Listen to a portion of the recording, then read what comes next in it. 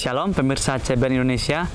Senang sekali pada kesempatan yang indah kali ini saya bisa berjumpa lagi bersama dengan pemirsa sekalian untuk membagikan pekabaran firman Tuhan yang terdapat di dalam buku Agama yang Bersinar. Buku ini dituliskan oleh Nyonya Ellen G. White. Buku ini juga ditulis dengan bahasa yang jelas, sederhana, dan indah.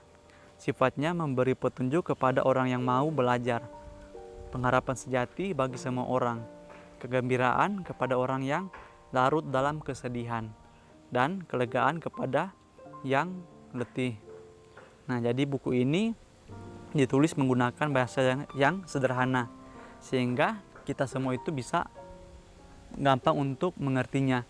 Tidak peduli dari usia berapapun, dari kalangan manapun, kita semua itu akan gampang untuk mengerti isi dan juga maksud dari bacaan-bacaan yang terdapat di dalam buku renungan kita pada kesempatan kali ini. Dan juga pada saat ini kita sudah memasuki halaman yang ke 139 dengan judul bacaan Bersuka Karena Keselamatan. Saudara juga bisa mengambil Alkitab dan membuka di dalam kitab Mazmur 40 ayat 7. Engkau tidak berkenan kepada korban sembelihan dan korban sajian, tetapi engkau telah membuka telingaku. Korban bakaran dan korban penghapus dosa tidak engkau tuntut. Nah, jadi pada kesempatan kali ini kita akan belajar bagaimana kita itu diselamatkan oleh karena pengorbanan daripada Yesus Kristus di atas kayu salib. Tanpa hubungan dengan Tuhan, tidak seorang pun mungkin bahagia.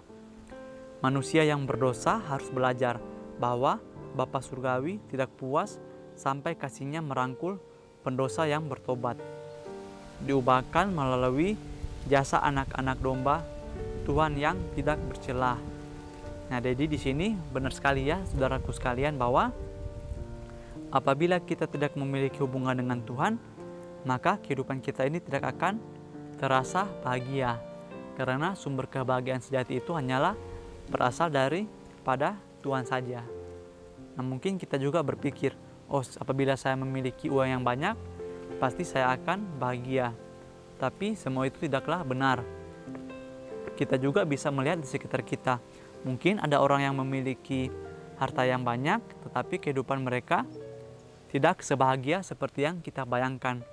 Dan juga mungkin ada orang yang kita lihat kehidupannya sederhana, hidupnya pas-pasan saja, tetapi orang tersebut ataupun keluarga tersebut merasa bahagia. Karena kebahagiaan itu tidak hanya diukur dari materi saja, tetapi kebahagiaan itu diukur dari bagaimana hubungan kita itu dekat dengan Tuhan, sehingga Tuhan akan memberikan kepada kita kebahagiaan yang sejati. Yesus Kristus menggenakan kemanusiaan agar dengan manusia ia dapat merangkul manusia, sementara dengan ilahinya menjangkau tahta yang kekal. Ia menancapkan salib antara dunia dan surga dan berkata, apabila aku ditinggikan di bumi, aku akan menarik semua orang datang kepadaku. Salib menjadi pusat perhatian. Nah, jadi di sini Yesus itu ketika dia berada di dunia ini, dia itu memiliki sifat manusia 100% dan juga sifat keilahiannya masih 100%. Dan juga ketika kita melihat Yesus itu, ketika dia menjadi manusia, dia itu bisa merasakan sakit seperti yang kita rasakan. Dia bisa merasakan kesedihan, kesenangan, dia bisa tertawa, bisa menangis. Semua itu bisa Yesus rasakan seperti yang kita rasakan sekarang ini. Dan juga meskipun Yesus itu adalah Tuhan, Yesus itu juga masih memiliki kecenderungan untuk berbuat dosa atau bisa jatuh ke dalam pencobaan. Tapi hebatnya di sini, Yesus itu tidak melakukan dosa tersebut dan Yesus itu bisa terhindar dari berbagai macam pencobaan tersebut. Tentu saja hal itu bisa kita lakukan apabila kita mau untuk sungguh-sungguh, kita mau untuk meluangkan waktu kita mau untuk meluangkan tenaga kita untuk belajar bagaimana bisa menjadi orang yang tidak melakukan atau bisa kita kurangkan rasa kita untuk melakukan kesalahan-kesalahan di dalam kehidupan kita. Di sini juga dikatakan, aku akan menarik semua orang datang kepadaku. Salib akan menjadi pusat perhatian.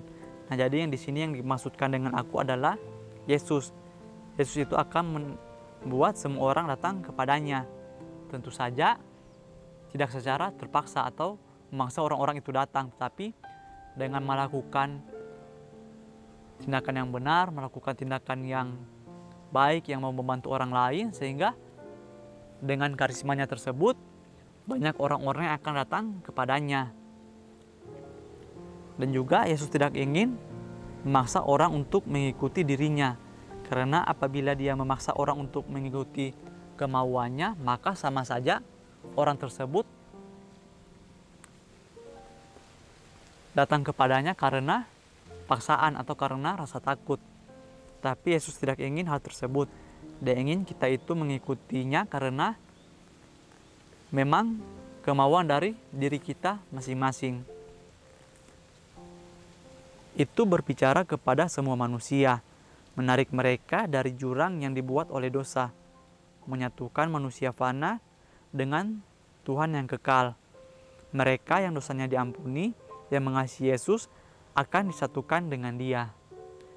Mereka akan memikul kuk Kristus.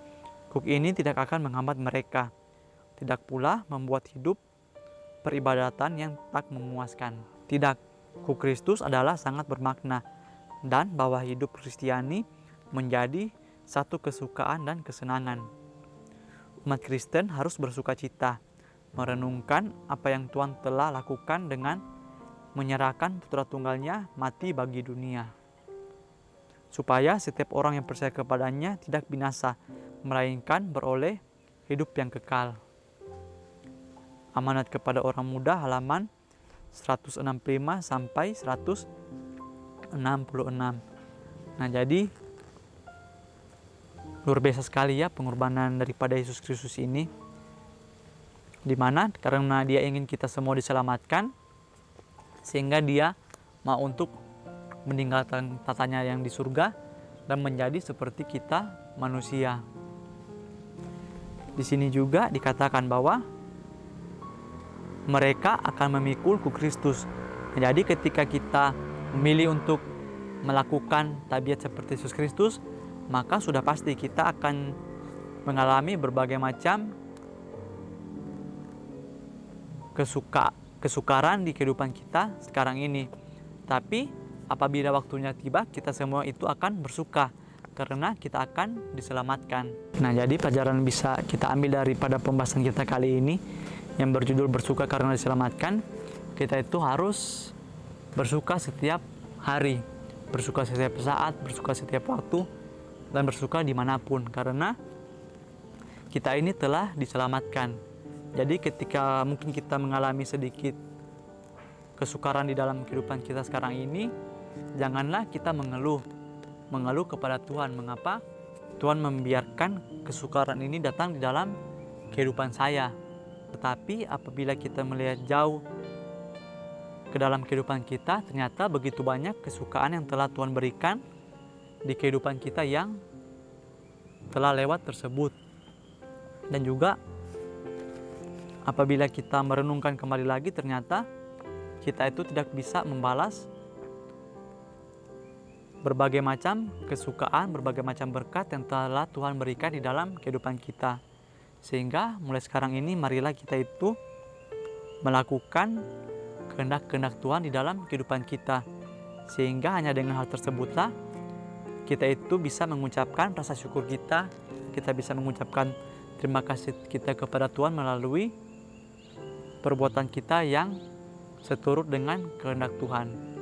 Mungkin ini saja bisa saya sampaikan pada kesempatan kali ini. Kiranya melalui pembahasan kita kali ini, kita itu lebih bersyukur lagi akan kehidupan kita yang telah Tuhan berikan di dalam kehidupan kita masing-masing. Sampai bertemu lagi di pembahasan yang berikutnya. Saya bawa dalam nama Tuhan Yesus. Terima kasih. Amin. Tuhan Yesus memberkati.